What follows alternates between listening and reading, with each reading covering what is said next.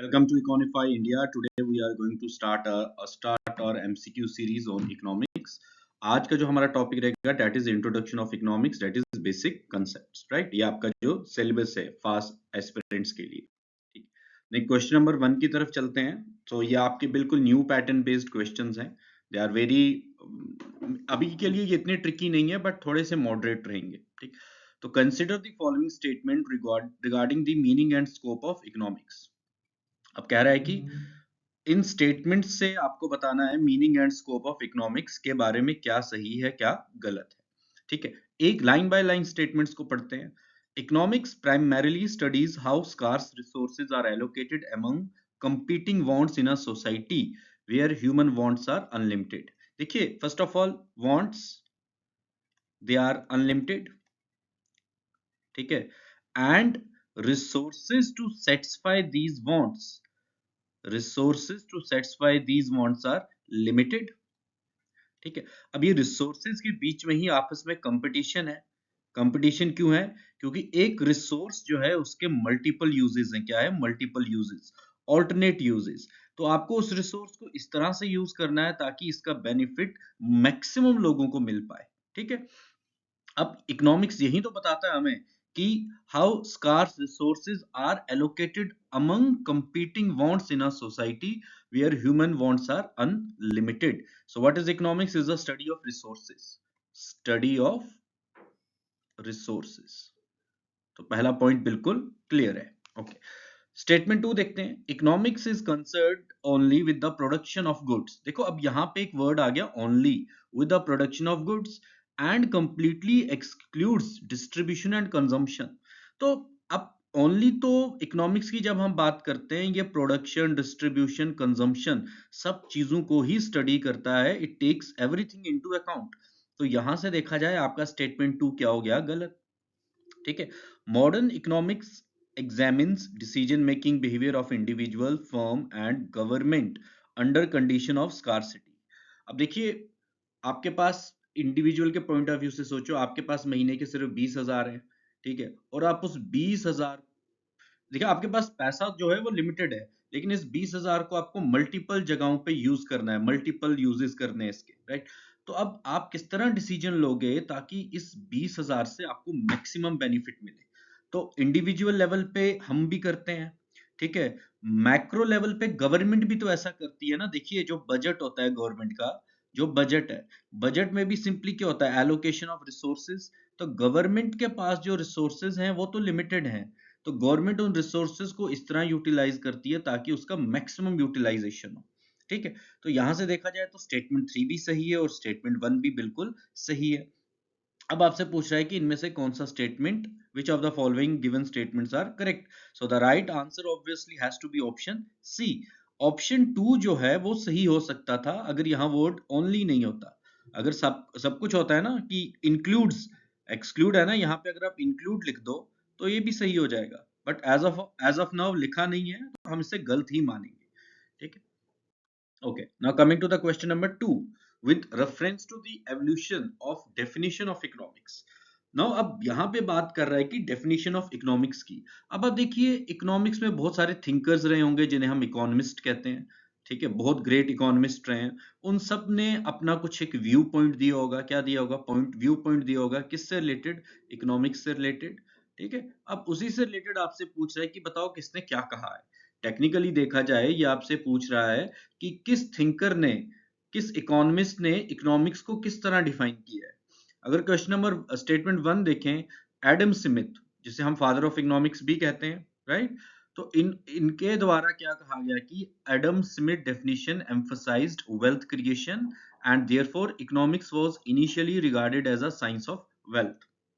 ठीक है, इनफैक्ट अगर आप देखोगे एडम स्मिथ की एक बुक भी है, an inquiry into the nature and causes of wealth of nations. Wealth of nations इनकी एक बुक भी है. ठीक है, तो इनका जो कहना था साइंस ऑफ वेल्थ पे इनका फोकस था. किस पे? साइंस ऑफ वेल्थ पे. उसमें क्या कहा गया था? Production, distribution and accumulation. Production, distribution and accumulation. So statement 1 जो है ये इस कंटेक्स्ट में बिल्कुल ही सही है. ठीक है, अब स्टेटमेंट 2 देखते हैं. अब एक और इकोनॉमिस्ट है जिनका नाम है एल्फ्रेड मार्शल. क्या नाम है, एल्फ्रेड मार्शल। अब इन्होंने क्या कहा, इन्होंने कहा कि shifted the emphasis of economics entirely from human welfare, और खाली इनका एम्फेसिस किस पे रहा, स्कार्सिटी और चॉइस पे, स्कार्सिटी और चॉइस पे। तो ये स्टेटमेंट थोड़ा इंटरचेंज है। बेसिकली जो एल्फ्रेड मार्शल थे, इनका फोकस था ह्यूमन वेलफेयर पे, किस पे, ह्यूमन वेलफेयर पे। तो स्टेटमेंट 2 इज इनकरेक्ट। ठीक है। Third is Robbins defined economics in terms of scarce meaning means having alternate uses and unlimited human wants. तो इन्होंने इकोनॉमिक्स को किस कंटेक्स्ट में डिफाइन किया, एक तरह से स्कार्सिटी, किसमें, स्कार्सिटी के कंटेक्स्ट में। ठीक है। तो ये जो थे, ये बेसिकली जो आपके रॉबिन्स थे, इन्होंने क्या कहा, इन्होंने कहा there is a concept of logic of choice. क्या है, लॉजिक ऑफ चॉइस। ठीक है। तो there is a concept of logic of choice, तो ये किसने कहा था, रॉबिन्स ने। रॉबिन्स ने क्या कहा था, लॉजिक ऑफ चॉइस। तो रिसोर्सेज आर स्कार्स, उनके ऑल्टरनेट यूजेस हैं, और अनलिमिटेड ह्यूमन वांट्स भी हैं। तो यहां पे अगर आप देखें तो the right answer will be option ए।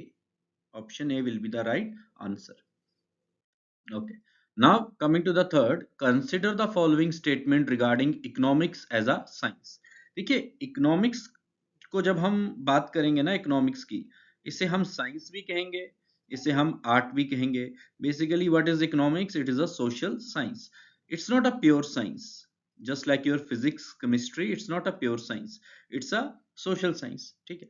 अब economics uses observation, classification and logical reasoning to formulate laws and theories. देखो, ह्यूमन बिहेवियर को आइडेंटिफाई करना, ह्यूमन बिहेवियर को स्टडी करना, किस कंडीशन में ह्यूमंस किस तरह डिसीजन लेंगे। ठीक है। तो उसी के बेसिस पे ही आपके इकोनॉमिक्स के लॉ बनते हैं। जैसे कि अगर आप देखेंगे law of demand, law of supply, ठीक है, ये एक तरह से ऑब्जर्वेशन पे बेस्ड है। किस पे बेस्ड है, ऑब्जर्वेशन पे, कि अगर प्राइस बढ़ेगा तो डिमांड कम होगा। तो यही तो कह रहा है कि economics uses observation, classification and logical reasoning to formulate laws and theories. ये कोई एक तरह से साइंटिफिक थ्योरीज का यूज नहीं करते, ये एक प्योर साइंटिफिक थ्योरीज का यूज नहीं करते। तो स्टेटमेंट 1 जो है उसमें कुछ गलत तो नहीं है, राइट। ठीक है। अब स्टेटमेंट 2 देखते हैं। Economic laws are considered universally exact in the same manner as laws of natural sciences. देखिए, नेचुरल साइंसेस के जो लॉज है, दे आर 100% करेक्ट। ठीक है। They have pass some test experiments, but economics में क्या आ जाती हैं, एक्सेप्शंस। क्या आ जाती हैं, एक्सेप्शंस। जब हम लॉ ऑफ डिमांड की बात करेंगे, वहां पर आपको एक्सेप्शंस मिलेंगी, बट यूनिवर्सली ये एग्जैक्ट नहीं होगा। यूनिवर्सली आपको कभी भी इकोनॉमिक्स लॉज जो हैं, they are not universally exact, जैसे कि आपके नेचुरल साइंसेज हैं। ठीक है। तो ये तो बेटे आपका गलत हो गया, स्टेटमेंट 2। ठीक है। अब थर्ड देखते हैं, the assumption of ceteris paribus is frequently used in economics because economic variables are affected by multiple changing factors. अब जैसे कि हम बात करते हैं डिमांड की, किसकी, डिमांड की। Demand is a function of price, taste, substitutes, ठीक है, एडवर्टीजमेंट। ठीक है। तो डिमांड पे इतने सारे फैक्टर्स एक साथ इफेक्ट कर सकते हैं, तो इसीलिए हम क्या मानते हैं कि बाकी सारे फैक्टर्स जो हैं उन्हें हम क्या कहते हैं, कांस्टेंट। क्या कहते हैं, कांस्टेंट। और हम सिर्फ किसको वेरिएबल मानते हैं, प्राइस को। किसे मानते हैं, प्राइस को। सो इससे हम क्या कहते हैं, keeping other factors, keeping other factors constant, keeping other factors constant। तो एक ही फैक्टर को हमने वेरिएबल रखा, वो है क्या, आपका प्राइस। तो जब हम एक ही फैक्टर को वेरिएबल रखते हैं, बाकियों को हम कांस्टेंट रखते हैं, उसे हम इकोनॉमिक्स में क्या देते हैं, citrus Paribas, other things remaining constant. so that is the assumption of citrus paribus. So the right answer in this case is option B. All right. Okay. Now coming to the question number 5th, that is, अब question देखते हैं क्या है। Consider the following statement regarding economics as an art and as a social science. Economic as an art, अभी आपसे बता रहा है कि अगर हम इकोनॉमिक्स को एज एन आर्ट स्टडी करते हैं, तो उसे हम एज एन आर्ट क्यों मानते हुए, ठीक है, refers to the practical application of economic knowledge for solving real world economic problems. ठीक है, स्टेटमेंट 1 क्या कह रहा है कि इकोनॉमिक्स की हेल्प से हम रियल वर्ल्ड प्रॉब्लम्स को सॉल्व करते हैं। ठीक है, अब देखिए, अगर आप बात करें इकोनॉमिक्स एज अ साइंस की, किसकी बात करें, इकोनॉमिक्स एज अ साइंस की। Now let's suppose there is inflation. ठीक है, अब देयर इज साइंस, इकोनॉमिक्स को अगर हम एज अ साइंस मानते हैं और मानते हैं कि इकोनॉमी में इन्फ्लेशन है, ठीक है, तो ये एक तरह से हमें क्या बताता है कि कॉजेज ऑफ इन्फ्लेशन, क्या बताता है, कॉजेज ऑफ इन्फ्लेशन। तो जब हम इकोनॉमिक्स में स्टडी करते हैं what are the causes of inflation, so that's a scientific aspect. So that is the scientific aspect of economics, that is causes of inflation. Now where come the art comes into picture? art कहाँ पे आएगा? अब इस inflation को हमने क्या करना है, कंट्रोल, क्या करना है, control. Now controlling the inflation is a work of art, controlling the inflation is a work of art.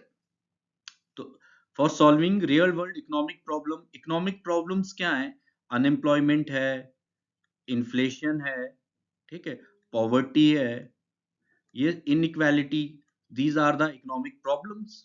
ठीक है, अब कॉजेज इनके जो हैं, जब हम इनके कॉजेज को स्टडी करेंगे, basically that is economics as a science, और जब हम इनका सोल्यूशन लेके आएंगे, that is an art. Now understand this. See, economics में प्रॉब्लम आइडेंटिफिकेशन या कॉजेज को डिफाइन करना, that is the work of science, and इन प्रॉब्लम्स का सॉल्यूशन लेकर आना, that is art. Okay, statement 1 is correct. Economics is categorized as a social science because it studies human behavior in society rather than physical object or natural phenomena. Natural phenomena जैसे आप कोई earthquake के बारे में तो नहीं पढ़ते इसमें, ठीक है, आप सुनामीज के बारे में तो नहीं पढ़ते, ठीक है, नेचुरल फिनोमिना के बारे में हम पढ़ नहीं रहे हैं, फिजिकल ऑब्जेक्ट्स के बारे में, हम सिर्फ इसमें पढ़ रहे हैं ह्यूमन बिहेवियर इन सोसाइटी। किसके बारे में पढ़ रहे हैं, ह्यूमन बिहेवियर इन सोसाइटी। तो statement 2 is totally correct. Third is, since economics deals with social behavior, it cannot formulate any laws or principles. कह रहा है कि जब हम इकोनॉमिक्स मान के चलते हैं कि ये ह्यूमन बिहेवियर या सोशल, मैन सोसाइटी में किस तरह बिहेव कर रहा है, ये उससे रिलेटेड है, तो ये तो कभी हमें हेल्प ही नहीं करेगा फॉर्मुलेट करने में लॉज को। तो ये तो स्टेटमेंट बिल्कुल गलत हुआ ना। अगर ऐसा होता तो law of diminishing marginal utility, law of equi marginal utility, law of variable proportion, वो तो कभी एग्जिस्ट ही नहीं करते, बट वो एग्जिस्ट कर रहे हैं। तो इसका मतलब है कि इकोनॉमिक्स भी हमें हेल्प करता है लॉज को फॉर्मुलेट करने में। तो यहां पर तो आपका स्टेटमेंट 3 बिल्कुल गलत है। So the right answer is option A. Okay, now coming to the next question, that is with reference to positive economics. देखिए, एक होता है आपका पॉजिटिव इकोनॉमिक्स और एक होता है आपका क्या, नॉर्मेटिव इकोनॉमिक्स। पॉजिटिव इकोनॉमिक्स कहता है कि क्या है, व्हाट इज, रियलिटी की बात कर रहा है, किसकी बात कर रहा है, रियलिटी की, जो रियलिटी में चीजें एग्जिस्ट कर रही हैं, that is positive economics. For example मैं आपसे कहूं, इंडिया की जो इन्फ्लेशन है दैट इज 6%। अब मैं इसको मेजर कर सकता हूं, मैं देख सकता हूं कि हाँ इन्फ्लेशन 6% है, तो ये बन गई पॉजिटिव इकोनॉमिक्स। और मैं नॉर्मेटिव इकोनॉमिक्स में कह रहा हूं कि यार इंडिया की इन्फ्लेशन बहुत ज्यादा है, इसको 4% करो, ये 4% होनी चाहिए, होनी चाहिए, that is what ought to be, what ought to be। जहां पर भी आपको शुड दिख जाए ना, तो याद रखो ये हमेशा नॉर्मेटिव साइंस की ही बात करेगा, नॉर्मेटिव इकोनॉमिक्स की बात करेगा। और जहां पे आपको फैक्ट्स फिगर दिए जाएं वो आपका क्या होता है, पॉजिटिव इकोनॉमिक्स। ठीक है, now the positive economics is based on objective analysis and focuses on explaining economic relationship as they actually exist. जैसे लॉ ऑफ डिमांड की बात करें, price increase, quantity demanded decrease. ठीक है, अब रिलेशनशिप है ना प्राइस और क्वांटिटी के बीच में, इकोनॉमिक रिलेशनशिप को आइडेंटिफाई किया, सो दैट इज पॉजिटिव इकोनॉमिक्स। ठीक है, स्टेटमेंट 2 क्या कह रहा है कि, स्टेटमेंट 2 कह रहा है आपसे कि statements under positive economics can generally be tested और verified through facts, statistics and empirical evidence. यानी कि जो हम कह रहे हैं, ठीक है, इन्हें हम एक तरह से प्रूव भी कर सकते हैं। जैसे कि अगर आरबीआई, इन केस अगर आरबीआई जो है वो रेपो रेट या इंटरेस्ट रेट को कम कर दे। इंटरेस्ट रेट को क्या कर दे? कम। तो इकोनॉमी में सप्लाई ऑफ मनी क्या होगी? इंक्रीज। इकोनॉमी में जब सप्लाई ऑफ मनी इंक्रीज होगी तो उससे क्या होगा? इन्फ्लेशन। ठीक है, तो देखिए यही तो पॉजिटिव इकोनॉमिक्स है। तो आप पॉजिटिव इकोनॉमिक्स में चीजों को वेरीफाई और एक तरह से फैक्ट्स के थ्रू उन्हें वेरीफाई कर सकते हो। थर्ड आपसे कह रहा है कि positive economic includes moral judgements regarding what economic policies government should adopt. मैंने आप अभी क्या कहा? जहां पर भी शुड आ गया ना, वो उसे हम कहते हैं नॉर्मेटिव इकोनॉमिक्स। क्या कहते हैं? नॉर्मेटिव। तो जहां पर शुड आ गया वो तो पॉजिटिव होगा ही नहीं। तो स्टेटमेंट 3 आपका क्या है? Incorrect. So the right answer has to be option ए।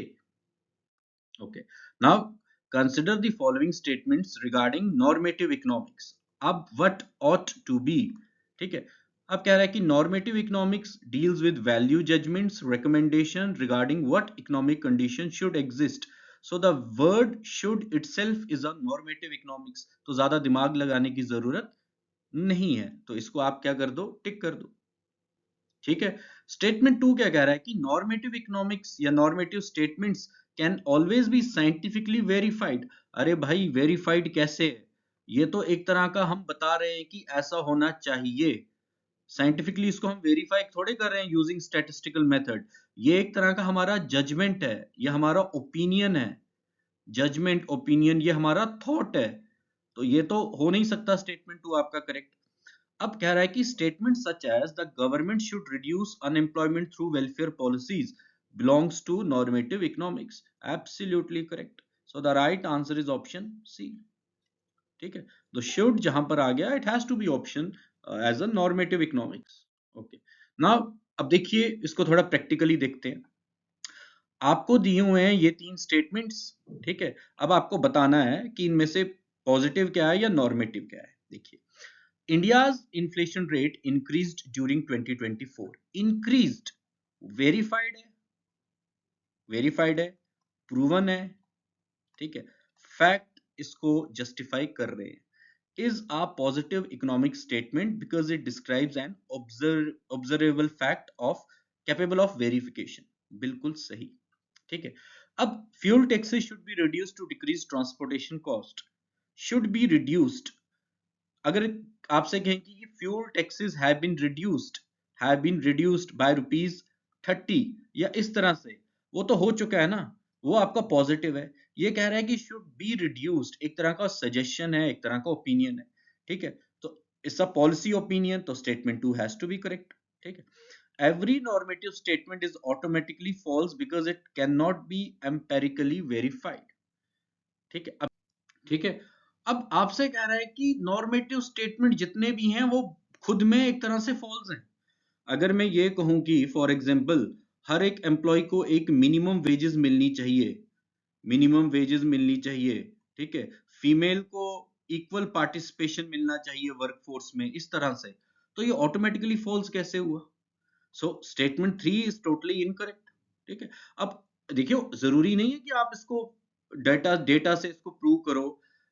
अब कभी कह रहे हैं कि हर एक इंसान का हेल्थ इंश्योरेंस होना चाहिए, गवर्नमेंट को एक इंडिविजुअल को मिनिमम 5 लाख का हेल्थ इंश्योरेंस देना चाहिए for as a social security. ठीक है, अब अभी चलो मिल तो रहा है, ठीक है। अगर आपसे कहेंगे कि गवर्नमेंट शुड गिव ₹5 लाख, तो वो एक तरह का नॉर्मेटिव स्टेटमेंट बन जाएगा। तो वो अपने आप में गलत कैसे हुआ? ठीक है, तो ये every normative statement is automatically false is totally incorrect. ठीक है, so the right answer is option A. Okay. Now let's move to the next question, that is consider the following statement regarding scarcity and choice. ठीक है, ठीक है, तो देखते हैं। Consider scarcity gives rise to economic problems because available resources are limited and in relation to human wants.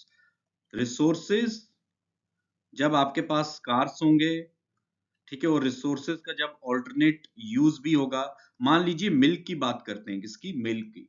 Milk से आप पनीर भी बना सकते हो, आप घी भी बना सकते हो, ठीक है, आप कर्ड भी बना सकते हो। ठीक है, अब यही मिल्क है, इससे आप मल्टीपल चीजों में यूज कर सकते हो। ठीक है, अब यहाँ पर मिल्क की जो सप्लाई है, मान लेते हैं जो सप्लाई ऑफ मिल्क है वो लिमिटेड है, तो आपको डिसाइड करना पड़ेगा कि इसका यूज कहाँ करना है। ठीक है, तो इसका मतलब है कि प्रॉब्लम ऑफ चॉइस, ठीक है, प्रॉब्लम ऑफ चॉइस कहाँ पे आता है, जहां पर ऑल्टरनेट यूजेस होंगे रिसोर्सेज के, क्या होंगे, ऑल्टरनेट यूजेस, ठीक है, available resources are limited. If resources have only one possible use, the problem of choice becomes less significant. अब देखिए कितना टेक्निकल है। इसी एग्जांपल को मान लीजिए मिल्क की बात करें, किसकी बात करें, मिल्क की, ठीक है। अगर मिल्क का सिर्फ एक ही यूज हो कि उसे आपने सिर्फ ड्रिंक करना है, क्या करना है, ड्रिंक, मिल्क से हम कुछ ऑल्टरनेट प्रोडक्ट्स क्रिएट नहीं कर सकते, कोई हम रिसोर्सेज वगैरह जैसे घी, पनीर, कर्ड वगैरह ये सब नहीं बना सकते। मिल्क का सिर्फ एक ही यूज है कि आपको सिर्फ ड्रिंक करना है, तो आप फिर ज्यादा दिमाग तो लगाओगे नहीं, क्योंकि आपको पता है कि एक ही यूज है इसका। तो जिस रिसोर्स का सिर्फ एक ही यूज हो, वहां पे कभी प्रॉब्लम ऑफ चॉइस आएगी ही नहीं। क्यों नहीं आएगी, क्योंकि आप यहाँ पे ये नहीं डिसाइड करोगे कि इसका पनीर बनाए, इसका घी बनाए, इसका कर्ड बनाए, आपको पता है कि सिर्फ इसको पीना ही है। तो वहां पर इकोनॉमिक्स में एक बात याद रखिएगा, ऐसा रिसोर्स जिसका सिर्फ एक ही यूज हो, उस रिसोर्स में कभी प्रॉब्लम ऑफ चॉइस आएगी ही नहीं, ठीक है। Now coming to the third statement, that is Robbins. अब रॉबिन ने क्या कहा है, ठीक है, Robbins definition of economics ignored the issue of scarcity and focused only on welfare maximization। ये बिल्कुल गलत है, स्टेटमेंट 3, ठीक है। जो रॉबिन्स है, रॉबिन्स ने जो डेफिनेशन दी थी, that was basically scarcity and choice. ये जो स्कार्सिटी ऑफ चॉइस की डेफिनेशन है, ये रॉबिन्स ने ही दी है, ठीक है। तो ये आपका स्टेटमेंट 3 बिल्कुल गलत है। So the right answer is option A. Okay, now coming to the next question, that is, with reference to the distinction between positive and normative economics, consider the following statement. Positive economics is descriptive in nature, whereas normative is ठीक है। सो क्या कह रहा है कि positive descriptive है। देखो descriptive का मतलब क्या होता है, विच इज प्रूवन, जहां पर रिलेशनशिप क्या है आपकी, एस्टेब्लिश्ड, ठीक है। तो प्रिस्क्रिप्टिव का मतलब क्या होता है, एक तरह से वैल्यूज और एडवाइस, क्या होता है, एडवाइस। जैसे फॉर एग्जांपल किसी ने कहा कि India should increase its GDP spendings, या percentage of GDP spending on health health and education, ठीक है। तो ये एक तरह से का प्रिस्क्रिप्शन है, आपको एडवाइस दी जा रही है, ठीक है। और मान लो इंडिया अभी सिर्फ 1% स्पेंड कर रहा है, तो जो स्पेंड कर रहा है वो बन गया पॉजिटिव इकोनॉमिक्स। आपसे कह रहा है कि इतना स्पेंड करना चाहिए, वो बन गया नॉर्मेटिव। सो नॉर्मेटिव क्या है, प्रिस्क्रिप्टिव। जैसे आप डॉक्टर के पास जाते हैं, वो आपको प्रिस्क्रिप्शन देता है, ठीक है। Statement 2, normative economics is completely independent of ethical beliefs, political ideology and social values. कह रहा है, देखिए अगर आप देखो जो नॉर्मेटिव इकोनॉमिक्स है ना, नॉर्मेटिव इकोनॉमिक्स का फाउंडेशन है ही आपके एथिकल बिलीफ्स, आपकी पॉलिटिकल आइडियोलॉजी और सोशल वैल्यूज। तो कभी भी वो इंडिपेंडेंट नहीं होंगे एथिकल बिलीफ्स से। Statement 2 is incorrect, right. Statement 3, statement regarding to what government should do are classified under normative economics. So that is correct option C. Now, coming to the next question, that is, consider the following statement regarding the nature and applicability of economics. Economics can predict certain patterns of human behavior, but such prediction may not always hold true because human actions are influenced by changing social and economic conditions.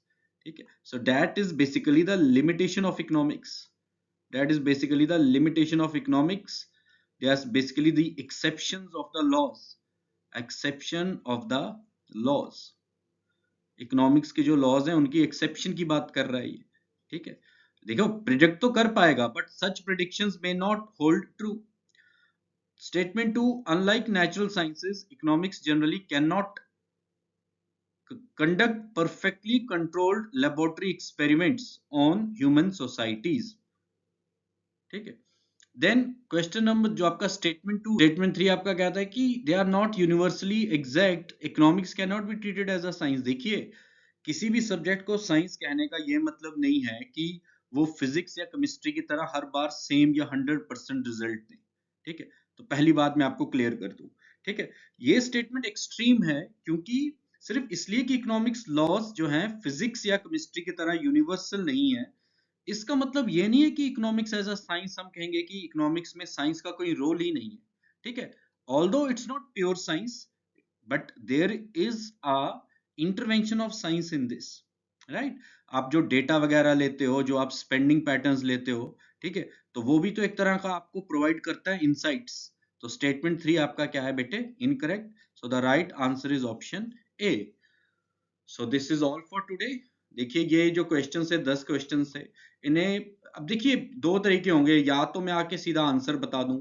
मेरा जो ये MCQ series का जो initiative है, basically ये क्या है, इससे आपके कंसेप्ट्स भी क्लियर होंगे। क्या होंगे? कंसेप्ट्स भी क्लियर होंगे, साथ के साथ आपके एमसीक्यूज भी हम सॉल्व करेंगे। बेसिकली ये जो एमसीक्यू सीरीज है, basically it is a concept based MCQ series. It's not a prompter आके आंसर बता दिया और नेक्स्ट नेक्स्ट करते। वैसे करते तो हम दिन में 100 एमसीक्यूज प्रैक्टिस करते। But quantity is not my cup of tea, only quality is my cup of tea, ठीक है। So please take care of yourself, and हम नेक्स्ट लेक्चर लेके आएंगे जल्दी इकोनॉमिक्स के ऊपर, ठीक है। तो जरूर लाइक शेयर और सब्सक्राइब कीजिए, ठीक है। Thank you very much.